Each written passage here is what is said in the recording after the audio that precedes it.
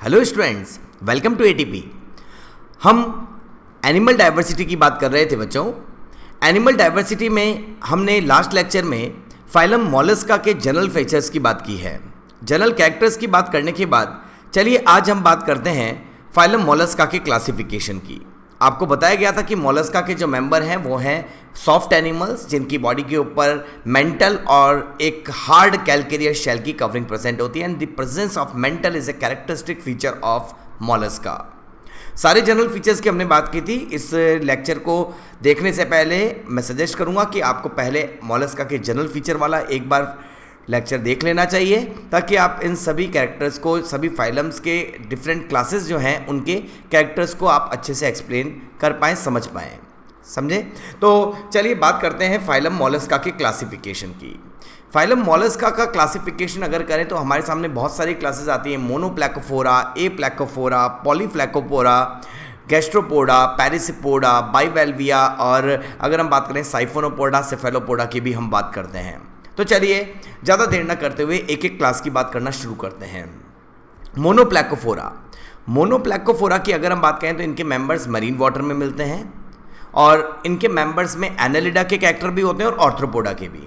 अगर आपने last lecture देखा है तो आपको पता होगा कि एनालिडा और आर्थ्रोपोडा दोनों के कैरेक्टर रखने वाला एक ऑर्गेनिज्म का हमने नाम लिखा था जो मेटामेरिकली सेगमेंटेड था और उस ऑर्गेनिज्म का नाम था नियोपिलाइना। तो नो डाउट मोनोप्लैकोफोरा का एग्जाम्पल नियोपिलाइना होना चाहिए। तो देखते हैं, हाँ बिल्कुल इसका एग्जाम्पल लिखा हुआ है नीचे, नियोपिलाइना। तो चलिए वहाँ तक पहुँचने से पहले इसकी और बात करते हैं। हम अगर बात करें कि मोनोप्लैकोफोरा जो है क्लास के मेंबर मरीन वाटर में मिलेंगे, कॉमन कैरेक्टर होंगे उनमें एनालिडा और आर्थ्रोपोडा के। जैसे अगर हम बात करें बाइलेटरल सिमेट्रिकल तो होंगे ही, लेकिन सेगमेंटेड होंगे। कैसे होंगे? सेगमेंटेड होंगे। ये बात याद रखें, सेगमेंटेड होंगे। हेड इनडिस्टिंक्ट होगा। वैसे तो हम बात करते हैं कि सिफिलाइजेशन एनालिडा प्लेटीहेल्मिन्थेस से स्टार्ट हो गया है, लेकिन मोलस्का के मेंबर जो मोनोप्लैकोफोरा क्लास को बिलोंग करते हैं उनका हेड इनडिस्टिंक्ट है, फिक्स हेड नहीं है। शेल की अगर हम बात करें तो इनका डोम शेप होता है शेल। कैलकेरियस शेल की अगर हम बात करें तो इनका शेल और मेंटल दोनों ही कैसे होते हैं? डोम शेप होते हैं। ठीक है। और रेडुला इज ए क्या था? फाइल लाइक और कॉम्ब लाइक फीडिंग और रास्पिंग ऑर्गन जो माउथ में प्रेजेंट था। रेडुला कहाँ पे प्रेजेंट होता है? माउथ में प्रेजेंट होता है, जो फीडिंग में हेल्प करता है। ठीक है। और ये कॉम्ब लाइक ऑर्गन मोनोप्लैकोफोरा के मेंबर्स में भी प्रेजेंट होगा।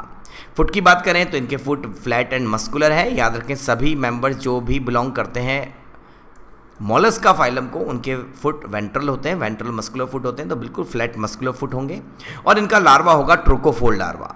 ट्रोकोफोल्ड लार्वा तो नेरीज का भी लार्वा था। नेरीज जो एनालिडा का मेंबर है उसका लार्वा भी क्या था? ट्रोकोफोर। इनका लार्वा भी क्या है? ट्रोकोफोर। ठीक है। इसका मतलब trochophore is a larva of both Mollusca and Annelida. ठीक है। चलिए अब बात करते हैं मोलस्का फाइलम के मेंबर के एग्जाम्पल की। इनका एग्जाम्पल है एक ही एग्जाम्पल, लेकिन बहुत ज़्यादा इंपॉर्टेंट एग्जाम्पल, जिसका नाम है नियोपिलाइना कैलेथिया। नियोपिलाइना 5 स्टार लगाने का मतलब बहुत इंपॉर्टेंट हो जाता है बच्चों। नियोपिलाइना एक लिविंग फॉसिल है। You know that living fossil is a living organism of ancient origin and which have many primitive character. जिसके पास बहुत सारे प्रिमिटिव कैरेक्टर होते हैं, जो स्टैसीजेनेसिस शो करता है। इसका मतलब जिसका इवोल्यूशन बहुत स्लो हुआ है या फिर हुआ ही नहीं है। बात की गई थी कि मोनोप्लैकोफोरा के मेंबर में एनालिडा और आर्थ्रोपोडा के दोनों कैरेक्टर होते हैं। इसका मतलब Neopilina is a connecting link between Annelida and Mollusca and only segmented mollusc. कोई भी मोलस्का का मेंबर हो वो होगा अनसेगमेंटेड, लेकिन नियोपिलाइना है मेटामेरिक सेगमेंटेड, जिनके पास नेफ्रिडिया भी प्रेजेंट होता है। तो बच्चों ये बात हुई मोनोप्लैकोफोरा क्लास की। सेकंड बात करते हैं एप्लैकोफोरा। एप्लैकोफोरा के मेंबर्स की बात करें तो ये भी होते हैं मरीन वाटर में। वर्म लाइक बॉडी होती है इनकी, स्मॉल होते हैं और कवर्ड होते हैं थिक मेंटल से। मेंटल थोड़ा थिक होता है। हेड जो है वो स्मॉल होता है। यहाँ पर हेड इनडिस्टिंक्ट था, लेकिन यहाँ पर हेड है जो स्मॉल है, लेकिन हेड पर आइज प्रेजेंट नहीं होती। हमने सेंस ऑर्गन्स की बात की थी लास्ट लेक्चर में, आप देखेंगे तो हमने सेंस ऑर्गन बात की थी। आइज होते हैं, स्टेटोसिस्ट होता है और एक और स्पेशल सेंस ऑर्गन था मॉलस्क में जिसका नाम था ऑस्फेरिडियम, जो वाटर और फूड की केमिकल नेचर को चेक कर रहा था। लेकिन एप्लैकोफोरा क्लास के मेंबर्स में आइज प्रेजेंट नहीं होती, ना ही इनके पास टेंटिकल्स होते हैं, ना ही इनके पास शेल होता है। मेंटल तो होता है, बिना मेंटल के तो आप मोलस्का की बात ही नहीं कर सकते, because mental is a characteristic feature of Mollusca. तो थिक मेंटल तो होता है, लेकिन मेंटल के ऊपर शेल प्रेजेंट नहीं होता। रेडुला होता है बिल्कुल माउथ में, इनके फुट रिड्यूस्ड होते हैं, या फिर फुट भी हम क्या बोल सकते हैं, इनमें एब्सेंट होते हैं, और इनके लार्वा का नाम भी क्या होता है, ट्रोकोफोर। इसका एग्जाम्पल है न्यूमोनिया। बहुत ज़्यादा इंपॉर्टेंट एग्जाम्पल नहीं है, इवन ये क्लास भी बहुत ज़्यादा इंपॉर्टेंस आपके लिए नहीं रखती है, लेकिन जो इंपॉर्टेंट है वो है नियोपिलाइना। अभी तक हमने नियोपिलाइना 5 स्टार लगाने का मतलब बहुत इंपॉर्टेंट है। तो हमने बात की क्लास मोनोप्लैकोफोरा एंड एप्लैकोफोरा। चलिए और बात करते हैं। अब हम बात करते हैं पॉलीप्लैकोफोरा, जिसको हम एम्फीन्यूरा भी कहते हैं, और एक और क्लास जिसका नाम है स्कैफोपोडा की। पॉलीप्लैकोफोरा क्लास की बात करते हैं। पॉलीप्लैकोफोरा क्लास के मेंबर भी मरीन वाटर में मिलते हैं। इनकी बॉडी कैसी होती है, बाइलेटरल सिमेट्री शो करती है। हेड जो है रिड्यूस्ड होता है, ना बिल्कुल एप्लैकोफोरा की तरह। इनके पास भी हेड पर ना तो आइज़ है, ना ही क्या है इनके हेड पर टेंटिकल्स हैं। याद रखें शेल प्रेजेंट होगा बिल्कुल, और एब्सेंट भी मिल सकता है कुछ मेंबर में, लेकिन इनका शेल जो है वो 8 डॉर्सल प्लेट से बना हुआ होता है। इसका मतलब इनका शेल जो है वो कई प्लेट से मिलकर बना है। इसका मतलब कैसा है, मल्टी वॉल्व है। कैसा है, multi valve shell which is form by more than one type of plate, more than one plates और many plates is called multi valve type of shell. और ऐसा मिलता है हमें पॉलीप्लैकोफोरा, नाम से आता है पॉलीप्लैकोफोरा। ठीक है, इसके अलावा रेडुला यहाँ पर क्या होगा, प्रेजेंट होगा बिल्कुल, रेडुला माउथ में होगा, फीडिंग ऑर्गन। फुट इनके भी एप्लैकोफोरा की तरह रिड्यूस हैं या एब्सेंट है। इनके भी लाइफ साइकिल में मिलेगा लार्वा, नाम होगा ट्रोकोफोर। और इसके 2 एग्जाम्पल हैं, इनमें से आपको जो इंपॉर्टेंट एग्जाम्पल याद रखना चाहिए वो है काइटन। काइटन जिसे बोला जाता है कोट ऑफ मेल शेल। क्या बोला जाता है, कोट ऑफ मेल शेल, जिसे सी माइका भी हम बोल सकते हैं। ठीक है, और एक और एग्जाम्पल जो आता है इसमें वो है कीटोप्लूरा। तो काइटन एंड कीटोप्लूरा ये दोनों एग्जाम्पल हैं पॉलीप्लैकोफोरा या एम्फीन्यूरा के मेंबर के, जिनके अंदर शेल जो है प्रेजेंट होता है और 8 डॉर्सल प्लेट से बना हुआ है, मतलब मल्टी वॉल्व होता है। चलिए नेक्स्ट क्लास की बात करते हैं, वो क्लास होगी हमारी स्कैफोपोडा। स्कैफोपोडा के मेंबर भी अगर हम बात करें मोनोप्लैकोफोरा, पॉलीप्लैकोफोरा और एप्लैकोफोरा की तरह मैरीन ही हैं। इनकी भी बॉडी बाइलेटरल सिमेट्री शो करती है, लेकिन इनके पास वापस से क्या हो गया, हेड एब्सेंट। इनका शेड ट्यूबुलर है, ट्यूब लाइक शेल है। इनका शेल जो होता है वो बिल्कुल ऐसे ट्यूब की तरह होता है, और ट्यूब लाइक शेल अगर किसी भी ऑर्गेनिज्म में कैसा शेल मिलेगा, इनके ऑर्गेनिज्म में जो शेल होगा वो कैसा होगा, ट्यूब लाइक शेल होगा। और याद रखें रेडुला तो प्रेजेंट सभी में मिल रहा है, यहाँ भी माउथ में एक फाइल लाइक और comb like rasping feeding organ होगा जिसका नाम रेडुला है। आप देख रहे हैं मैं बार बार रेडुला के बारे में पूरी बात बोल रहा हूँ क्योंकि रेडुला एनसीईआरटी में गिवन है। और याद रखें रेडुला एक फीडिंग ऑर्गन है।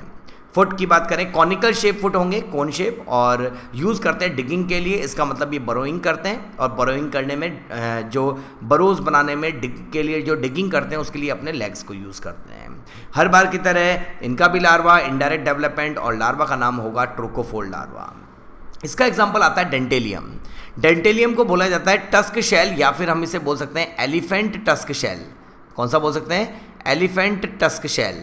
और जो एलिफेंट टस्क शेल है उसके अंदर रेस्पिरेशन मेंटल से होता है। मेंटल रेस्पिरेशन किसके अंदर मिलता है, ये क्वेश्चन अगर आ जाए बाई चांस तो याद रखें इंपॉर्टेंट है। कौन है इंपॉर्टेंट है डेंटेलियम, जिसके अंदर होता है एलिफेंट टस्क शेल और रेस्पिरेशन मेंटल से करता है। डेंटेलियम के शेल को पहले अफ्रीकन कंट्रीज़ में एज ए करेंसी भी यूज़ किया जाता था। तो याद रखें हमने कौन कौन सी क्लास की बात कर ली है। हमने बात की है मोनोप्लैकोफोरा, उसके कैरेक्टर की बात की, एग्जाम्पल मिला नियोपिलाइना। एप्लैकोफोरा, उसके कैरेक्टर्स की बात की, एग्जाम्पल मिला नियोमैनिया। फिर हमने पॉलीप्लैकोफोरा या एम्फीन्यूरा की बात की, उसके कैरेक्टर्स की बात की, एग्जाम्पल 2 मिले काइटन एंड कीटोप्लूरा। उनमें से काइटन आप याद रखें। स्कैफोपोडा की बात की जिसके एग्जाम्पल मिला हमें डेंटेलियम, जिसमें रेस्पिरेशन होता है मेंटल से, और उसका कॉमन नेम है एलिफेंट टस्क शेल। ठीक है, चलिए और बात करते हैं, और भी क्लासेस को देखते हैं। अब हम बात करते हैं गैस्ट्रोपोडा क्लास की। गैस्ट्रो का मतलब होता है बैली और पोडा का मतलब लेग्स, मतलब जिनके बैली पर फुट प्रेजेंट होते हैं, जिनके बैली पर लेग्स प्रेजेंट होते हैं, वो बिलोंग करते हैं गैस्ट्रोपोडा क्लास को। And Gastropoda class is a largest class of Mollusca. जैसे हमने बात की थी लार्जेस्ट क्लास ऑफ आर्थ्रोपोडा थी इंसेक्टा, वैसे ही लार्जेस्ट क्लास ऑफ मॉलस्का कौन सी है? गैस्ट्रोपोडा, जिसमें बताया गया था कि इनके मेंबर टॉर्जन और ट्विस्टिंग शो करते हैं, उसकी वजह से एडल्ट कैसा हो जाता है? एसिमेट्रिकल। बात करते हैं कैरेक्टर्स की। अगर हम बात करें गैस्ट्रोपोडा के मेंबर जो हैं वो मरीन हैं, इवन फ्रेश वाटर में भी मिलते हैं और मॉइस्ट सॉइल में भी मिलते हैं। अभी बताया लार्जेस्ट क्लास है, बहुत इंपॉर्टेंट पॉइंट है। और बॉडी की अगर हम बात करें तो सिमेट्रिकल होती है, embryo grow into an asymmetrical adult. और ऐसा क्यों? कि इनके लार्वा के अंदर बाइलेटरल सिमेट्री और एडल्ट एसिमेट्रिकल है, क्योंकि इनकी डेवलपमेंट के टाइम में बॉडी में टॉर्जन होता है, ट्विस्टिंग होती है। और बॉडी के अंदर अगर टॉर्जन ट्विस्टिंग होगी तो उसकी वजह से क्या आप इसकी सिमेट्री कर पाओगे? तो याद रखें कि इनका एम्ब्रियो जो है या इनका लार्वा जो है वो तो बाइलेटरल सिमेट्री शो करता है, लेकिन इनका एडल्ट क्या शो करता है? एसिमेट्रिकल हो जाता है। और बात करते हैं तो पूरी बात क्या लिखी है देखते हैं। Body symmetrical, embryo grow into a asymmetrical adult due to twisting और torsion of visceral mass during the development. और अगर किसी ऑर्गेनिज्म के अंदर इस तरह का डेवलपमेंट हो तो उसकी वजह से उसका माउथ और एनस दोनों ही कहाँ पर आ जाएंगे? एंटीरियर एंड पर आ जाएंगे। यहीं पर माउथ होगा और यहीं पे क्या होगी? इनकी एनस। तो इनके माउथ और एनस दोनों ही कहाँ होते हैं? बहुत इंपॉर्टेंट है, lie on same side and this same side is called anterior side. तो यूजुअली आप क्या बोलते हैं कि हमारे अंदर माउथ है एंटीरियर एंड पर, एनस है पोस्टीरियर एंड पर, लेकिन इनके माउथ और एनस दोनों ही कौन से एंड पर आ जाते हैं? एंटीरियर एंड पर। उसका भी रीज़न क्या? ट्विस्टिंग या टॉर्जन ड्यूरिंग डेवलपमेंट। हेड की बात करें तो हेड पे आइज भी हैं और टेंटिकल्स भी प्रेजेंट होंगे, सेंसरी ऑर्गन्स होंगे। शेल की बात करें तो स्पाइरली कॉइल्ड होगा, बिल्कुल आप देख सकते हैं। अगर किसी ऑर्गेनिज्म के अंदर ट्विस्टिंग है तो क्या उसका शेल भी ऐसा ही रहेगा क्या? आप जैसे शंख की बात करते हैं तो शंख के अंदर आपने देखा होगा स्पाइरली कॉइल्ड होता है शंख पूरा, तो वैसे ही इनकी बॉडी भी कैसी होगी? स्पाइरली कॉइल्ड होगी। पहला का डायग्राम एनसीईआरटी से देखिए, लास्ट लेक्चर में हमने दिखाया था। रेडुला हर बार की तरह फीडिंग ऑर्गन यहाँ भी है, फुट लार्ज एंड फ्लैट हैं। लार्वा ट्रोकोफोर है, इवन यहाँ पर एक और लार्वा मिलता है जिसका नाम क्या है? वेलिजर, और इसका एग्जाम्पल है पाइला, जिसे बोला जाता है एप्पल स्नेल। ठीक है, और याद रखें कि एप्पल स्नेल के पास दो तरह के स्पर्म्स बताए गए थे, ओलिगोपायरिन एंड यूपायरिन, दो तरह के स्पर्म होते हैं। ये होती है हमारी class gastro.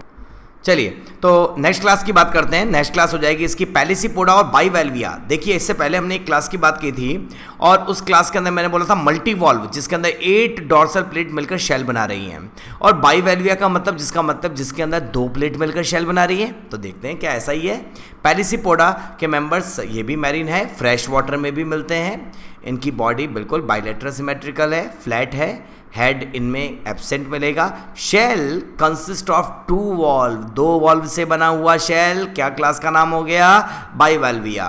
Movable, hinged dorsally, आगे की तरफ हिंज करते हुए मूव करते हैं। और याद रखें रेडुला एब्सेंट, याद रखें बहुत इंपॉर्टेंट पॉइंट, पैलिसीपोडा के मेंबर्स में शेल क्या, रेडुला क्या होता है? एब्सेंट। एक अकेली क्लास जिसके अंदर रेडुला एब्सेंट है वो है कौन सी? बाइवेल्विया या पैलिसीपोडा। बाकी सब में स्टार्टिंग से आप देख रहे थे रेडुला प्रेजेंट था। इनमें feeding organ, rasping organ radula, जिस पे काइटिनस टीथ की ट्रांसवर्स रॉ होती है, वो प्रेजेंट नहीं होता।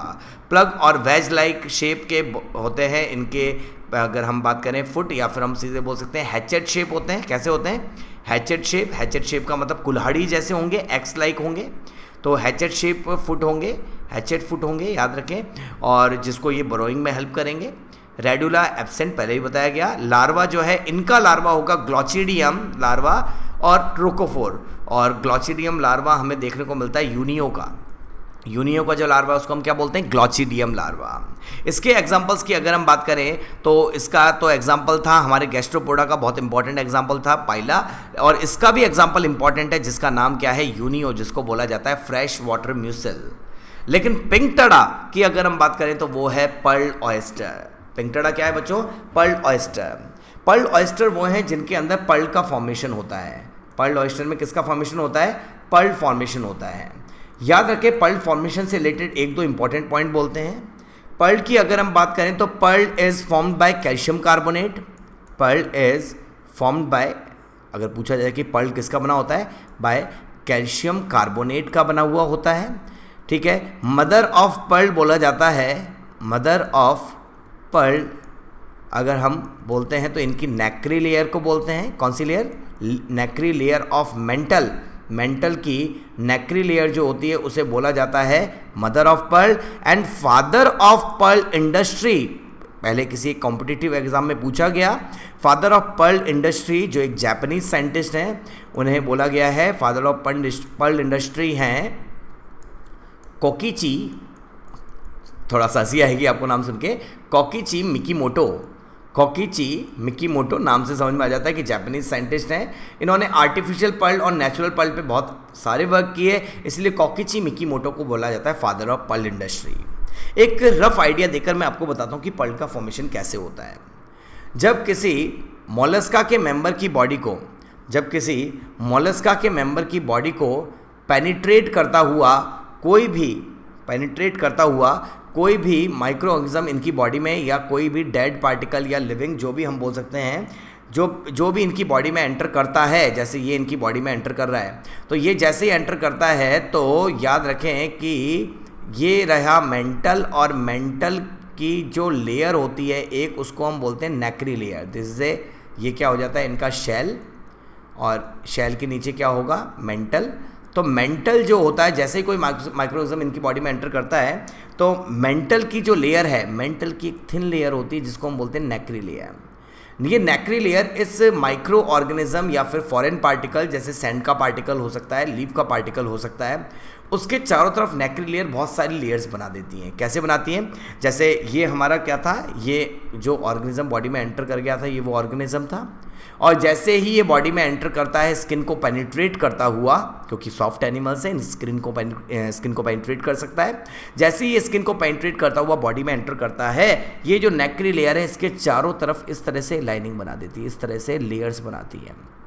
और जब इसके चारों तरफ इस तरह से लेयर्स का फॉर्मेशन होता है, इस तरह से लेयर बनती है, तो आप देख सकते हैं मैं लेयर का फॉर्मेशन आउटसाइड टू इनसाइड कर रहा हूँ या इनसाइड टू आउटसाइड कर रहा हूँ। मैं बना रहा हूँ हमेशा इनसाइड टू आउटसाइड, तो हमेशा इनसाइड टू आउटसाइड पर्ल का फॉर्मेशन होता है। और ऐसे आफ्टर मैनी ईयर्स, कई साल के बाद कैल्शियम कार्बोनेट से बना हुआ ये स्ट्रक्चर बन चुकी होती है जिसको बोला जाता है पर्ल। तो याद रखें, पर्ल एक हाईली शाइनिंग वाइट कलर की, यूजुअली वाइट कलर की स्ट्रक्चर होती है जिसका फॉर्मेशन किया गया है मेंटल ने। इसका मतलब ये कि इनका एक डिफेंस मैकेनिज्म है। डिफेंस मैकेनिज्म का मतलब समझ में आना चाहिए कि जैसे ही कोई foreign particle, bacteria, virus, leaf, sand particle कोई भी इनकी बॉडी में एंटर करे तो मेंटल की नेक्री लेयर उसके चारों तरफ एक बहुत सारी लेयर्स सिक्रेट कर देती हैं, एंड बहुत सारी लेयर्स का बहुत टाइम तक जब कैल्सिफिकेशन होता रहता है तो अल्टीमेटली आफ्टर मैनी ईयर्स एक बहुत ही फाइन पर्ल का फॉर्मेशन हो जाता है जिसको हम मोती भी बोलते हैं। और ये मोती जो है वो मेनली किसका बना हुआ है? Calcium carbonate. इसका मतलब पर्ल के बनाने में नेक्री लेयर का हेल्प है, इसलिए nacre layer is a mother of pearl. और पर्ल इंडस्ट्री के फादर हैं कोकिची मिकीमोटो, जिन्होंने नेचुरल पर्ल और आर्टिफिशियल पर्ल पे अपने बहुत सारे वर्क किए। चलिए बच्चों, तो इतनी क्लास की बात करने के बाद अब हम एक लास्ट क्लास की बात कर लेते हैं जो बहुत इम्पॉर्टेंट क्लास भी है, और उस क्लास का नाम है सेफेलोपोडा, या फिर हम जिसको बोलते हैं साइफोनोपोडा। सेफेलोपोडा या साइफोनोपोडा की अगर हम बात करें, सेफेलोपोडा या फिर हम किसकी बात करें, साइफोनोपोडा क्लास के मेंबर की बात करें, तो ये भी होते हैं कैसे? Marine animal. ये भी मरीन वाटर में मिलते हैं। इनकी बॉडी भी कैसी होती है? Bilateral symmetrical, head and foot combinedly. Cephalopoda वो जिनके हेड पर क्या हो? फुट हो, जिनके हेड पर फुट हो। हेड, सेफेलो वर्ड हमेशा हेड के लिए आता है और पोडा वर्ड फुट के लिए आता है, मतलब जिनके सिर पर पैर होते हैं। सिंपल लैंग्वेज में अगर मैं आपको समझाऊं तो बड़ा ऑड सा लगता है कि ऐसे एनिमल जिनके सिर पर पैर होते हैं। अब सिर पर पैर किसके होते हैं? अगर खुद थोड़ा सा दिमाग लगाएं तो पता चलेगा कि ऑक्टोपस में तो सिर पर ही पैर होते हैं, और ऑक्टोपस में जो सिर पर 8 लेग्स होते हैं उनको आप ओरल आर्म्स बोल देते हैं उसकी। तो याद रखें, इनके मेंबर्स में सिर पर पैर होते हैं सेफेलोपोडा, इन्हें साइफोनोपोडा भी कहते हैं। ये मरीन वाटर में मिलते हैं। याद रखें, एक्सक्लूसिवली मरीन है। कंप्लीटली कौन से वाटर में मिलते हैं? मरीन वाटर में मिलते हैं। इसके अलावा बॉडी इनकी बाइलेटरल सिमेट्री होती है। हेड और फुट कंबाइंडली सेफेलोपोडा होते हैं, एक साथ जुड़े हुए होते हैं। शेल की बात करें तो इंटरनल शेल होता है, and reduce it may be external, कुछ में एक्सटर्नल भी हो सकता है, और एब्सेंट, ये बहुत इंपॉर्टेंट लाइन है बच्चों। ठीक है, हम बोलेंगे कि शेल क्या बोलेंगे, जो हम बोलते हैं शेल बॉडी में है, वो शेल है वो एब्सेंट होता है, शेल एब्सेंट इन, ना तो इंटरनल ना external, shell absent in octopus. अगर सीधी सीधी इस बार इस लाइन के आने के बहुत ज़्यादा चांसेस हैं बच्चों, अच्छे से याद रखेंगे। ऑक्टोपस आप देख भी सकते हैं, ऑक्टोपस की बॉडी में कोई शेल होता है क्या?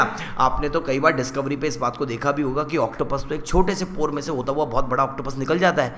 अब अगर ऐसा उसके अंदर प्रॉपर्टी की छोटे से होल के अंदर से निकल सकता है तो उसके अंदर स्केलेटन होना चाहिए? नहीं, उसकी स्लाइमी बॉडी है और उसके अंदर स्केलेटन भी नहीं है। इसका मतलब उसके अंदर ना तो इंटरनल स्केलेटन होता है ना एक्सटर्नल, ठीक है। कुछ के अंदर इंटरनल होता है, कुछ के अंदर एक्सटर्नल होता है, जैसे नॉटिलॉइड्स, नॉटिलस में, ठीक है। रेडुला वापस से क्या हो गया है, प्रेजेंट। केवल कौन था जिसमें रेडुला एब्सेंट था? कौन था बच्चों? वो था पैलिसीपोडा या बाइवेल्विया क्लास। फुट की बात करें, modified into funnel and partly into divide होते हैं 8 to 10 सकर्स, जिनको हम ओरल आर्म्स भी कहते हैं। 10 भी होते हैं, कुछ में 8 भी होते हैं, जैसे ऑक्टोपस में 8 होते हैं, और सीपिया की अगर हम बात करें तो उसमें 10 सकर्स होते हैं। Bearing arms that surround the mouth, बिल्कुल सिर पर पैर हो गई, वही बात हो गई। लोकोमोशन की बात करें, is by expelling water in jet through साइफॉन। Actually होता क्या है, आपने ऑक्टोपस को अगर डिस्कवरी पे देखा हो तो वो हमेशा बेंथोस होता है। ऑक्टोपस कैसा होता है? बेंथोस। बेंथोस वो जो वाटर में बॉटम पर मिलते हैं। अब लेकिन अगर ऑक्टोपस को वाटर में ऊपर आना है तो ये क्या करता है, अपनी ओरल आर्म से वाटर को बाहर निकालता है। ओरल आर्म्स जो है, उन ओरल आर्म से वाटर को एक्सपेल करता है। अगर ओरल आर्म से वाटर को एक्सपेल किया जाएगा, वाटर को बाहर निकाला जाएगा, तो ये मूव करेगा। भाई सिंपल सी बात है, जैसे एक बलून के अंदर अगर आप एयर फिल्ड कर लें और बलून के अंदर एयर फिल्ड करने के बाद अगर आप उसे छोड़ दें तो उसकी एयर बाहर निकलती है और वो आगे आप देखते हैं नाचता है पूरी हवा में जब तक उसकी एयर पूरी ना निकल जाए। वैसे ही ये अपनी ओरल आर्म्स से वाटर को प्रेशर से बाहर निकालते हैं, और जब वाटर प्रेशर से बाहर निकलता है तो उसके अपोजिट प्रेशर से ये कहाँ जाते हैं, आगे जाते हैं। और आपका जेट भी तो ऐसे ही मूव करता है। This mechanism is called jet propulsion mechanism. क्या वर्ड यूज़ किया जाता है इसके लिए? जेट प्रोपल्सन मैकेनिज्म होता है इनके अंदर, ठीक है। तो locomotion is bye expelling water in jet through साइफॉन। और बात करते हैं बच्चों, इंक ग्लैंड, बहुत इंपॉर्टेंट पॉइंट, बहुत इंपॉर्टेंट पॉइंट बच्चों। इनके पास इंक ग्लैंड प्रेजेंट होती है कुछ स्क्विड्स में, ऑक्टोपस में भी, और किस में हेल्प करती है? Offence and defence. एक्चुअली होता क्या है, जैसे ही किसी भी ऑक्टोपस या किसी स्क्विड के पास कोई प्रे या एनिमी आता है तो ये अपनी बॉडी से एक इंक कलर का, ब्लूइश कलर का फ्लूइड सिक्रेट करते हैं। और वो ब्लूइश कलर का फ्लूइड जो होता है वो उसके आसपास के पूरे वाटर को ब्लूइश कर देता है। इसका मतलब एक पूरा क्लाउड बना देता है जो ब्लू कलर का क्लाउड है।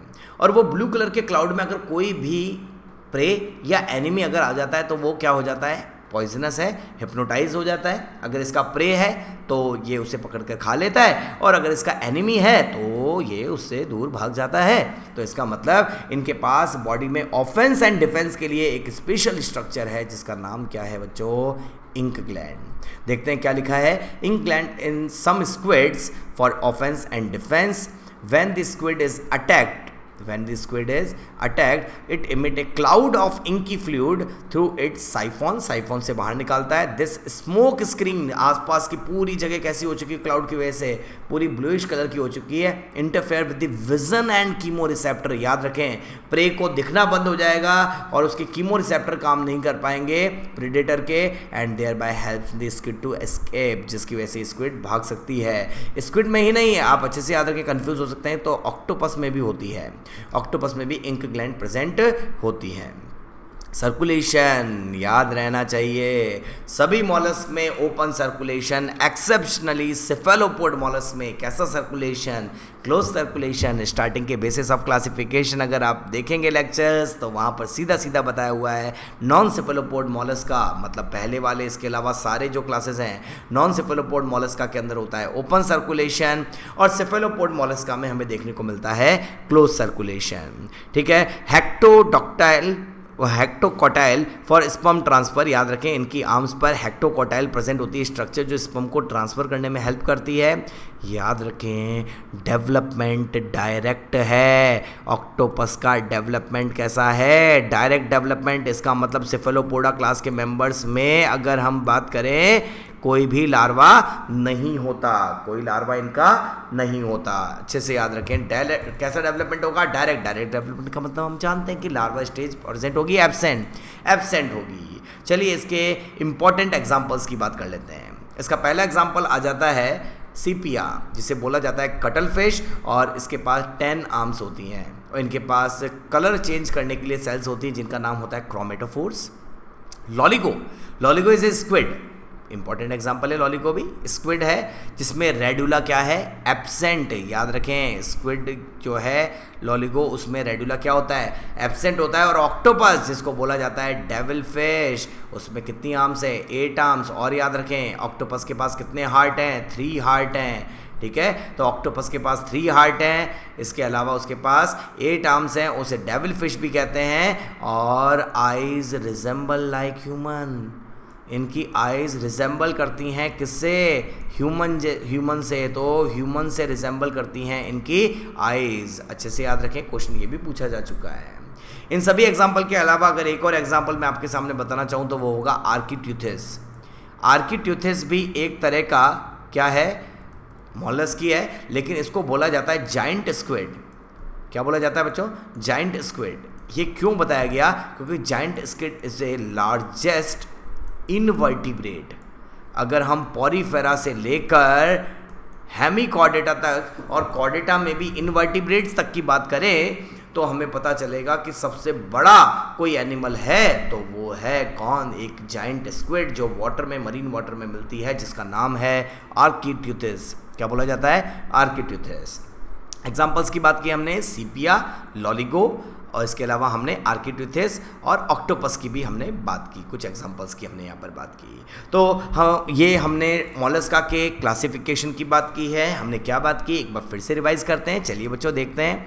हमने बात की मोलस्का के इससे पहले वाले लेक्चर में जनरल फीचर्स की बात की गई थी, सारे कैरेक्टर्स की बात की गई थी, और अब हम इस लेक्चर में बात की है हमने इसके क्लासिफिकेशन की। हमें क्लासेस मिली मोनोप्लैकोफोरा, जिसका एग्जाम्पल रहा बहुत इंपॉर्टेंट नियोपिलाइना, जो कनेक्टिंग लिंक है एनालिडा एंड मोलस्का का। ए प्लैकोफोरा जिसका एग्जांपल नियोमेनिया है, ये ज़्यादा इंपॉर्टेंस नहीं रखता। पॉलीप्लैकोफोरा या एम्फीन्यूरा जिसका एग्जांपल काइटन है, एग्जांपल याद रखें तो भी चल जाएगा काम। स्कैफोपोडा का एग्जांपल याद रखें तो काम चल जाएगा, वो है डेंटेलियम जिसको एलिफेंट टस्क शेल कहते हैं और जिसमें रेस्पिरेशन का प्रोसेस होता है मेंटल से। उसके बाद हमने बहुत ही इंपॉर्टेंट याद रखें, छोड़ नहीं सकते, वो है गैस्ट्रोपोडा। मैं आपको खुद बताया था कि कौन ज़्यादा इंपॉर्टेंट है कौन कम, तो जो ज़्यादा बताया जा रहा है तो एटलीस्ट कम से कम उसको तो याद रखें ही बच्चों। ठीक है, हम जानते हैं कि नीट का पेपर जब होता है तो उसके अंदर मैक्सिमम क्वेश्चन जो होते हैं वो हमारे एनसीईआरटी लेवल के आते हैं। लेकिन लास्ट ईयर एम्स का जो पेपर हुआ था उसमें 4 फेज़ में पेपर हुआ था और एक फेज़ में अगर आपको आइडिया हो तो कम से कम 8 से 9 क्वेश्चन इस चैप्टर से आए थे। और जब इससे क्वेश्चन आते हैं तो वो क्वेश्चन 7 से 8 या 9 क्वेश्चन भी अगर इस चैप्टर से आ जाते हैं तो, और अगर 1, 2, 3 क्वेश्चन भी थोड़े डिटेल में आ जाते हैं तो वो क्वेश्चन काफ़ी डिफरेंस क्रिएट कर सकते हैं बच्चों आपके कॉम्पिटिटिव एग्जाम में। इसलिए आप इस चैप्टर को थोड़ा सा डिटेल में पढ़िए ताकि जब इजी क्वेश्चन भी आए तो आप बहुत इजीली कर सकें। इसलिए हम थोड़ी सी डिटेल आपको एटीपी के लेक्चर में प्रोवाइड कर रहे हैं। आपको मैक्सिमम वीडियोस में आपको मिल तो जाते हैं इस तरह की चीज़ें, लेकिन आपको डिटेल नहीं दी जाती। यहाँ पर पूरी कोशिश की जा रही है कि आप हर एक फाइलम को काफ़ी डिटेल में पढ़ सकें, जिसके बाद आप जैसा भी क्वेश्चन, जैसा भी पेपर हो, उस हर तरह के पेपर के क्वेश्चंस को सॉल्व कर सकें। इसलिए हमारा टारगेट है कि आपको 100% प्रिपेयर करना।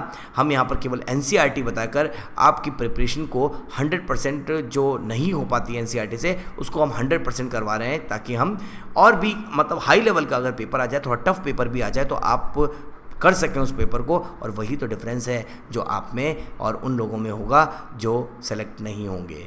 ठीक है, तो मेरे भावी डॉक्टर्स, चलिए आप गैस्ट्रोपोडा क्लास की हमने बात की थी जिनके बेली पर फुट होते हैं, और उसका बहुत एग्जांपल इंपॉर्टेंट था पाइला। मैंने इसके 2 तरह के स्पर्म, ओलिगोपायरिन, यूपायरिन के बारे में पहले बताया है। और पैलेसीपोडा या बाइवेल्विया वो क्लास है जिसके मेंबर में क्या होता है, रेड्यूला एब्सेंट होता है। बाइवेल्विया मतलब 2 वॉल्व से बना हुआ है शेल, और एग्जाम्पल, दो एग्जाम्पल थे, पहला भी इम्पॉर्टेंट है, दूसरा भी इम्पॉर्टेंट है।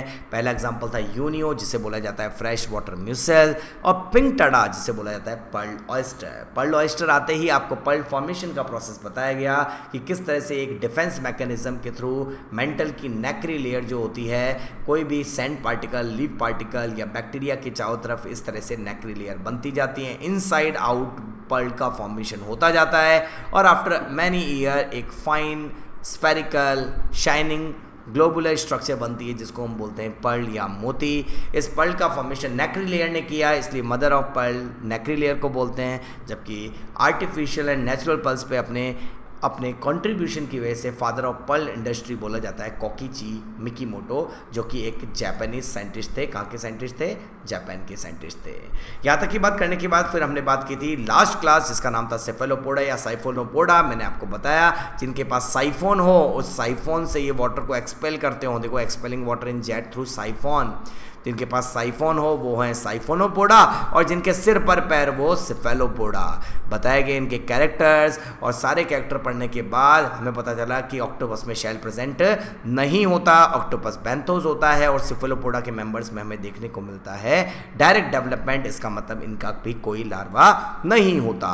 और इसके इंपॉर्टेंट एग्जाम्पल्स जो आए वो थे सीपिया, लॉलिगो और आर्किट्यूथिस, एंड बहुत ज़्यादा इंपॉर्टेंट एग्जाम्पल वो है हमारा ऑक्टोपस, जिसमें 8 आर्म्स हैं, 3 हार्ट है, जिसको डेविल फिश कहते हैं, और जिसकी आई रिजेंबल करती है किससे?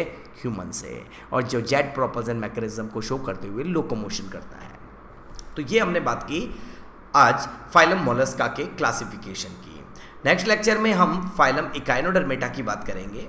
लेकिन मोलस्का के जनरल फीचर पढ़ने के बाद और मोलस्का के क्लासिफिकेशन करने के बाद हर बार की तरह चलिए इसके भी कुछ क्वेश्चंस की बात करते हैं। मुझे लगता है कि इस बार मोलस्का से 100% क्वेश्चन आएगा, इसलिए मैंने इसके क्वेश्चंस का नंबर भी ज़्यादा लिया, 3 क्वेश्चन लिए हैं।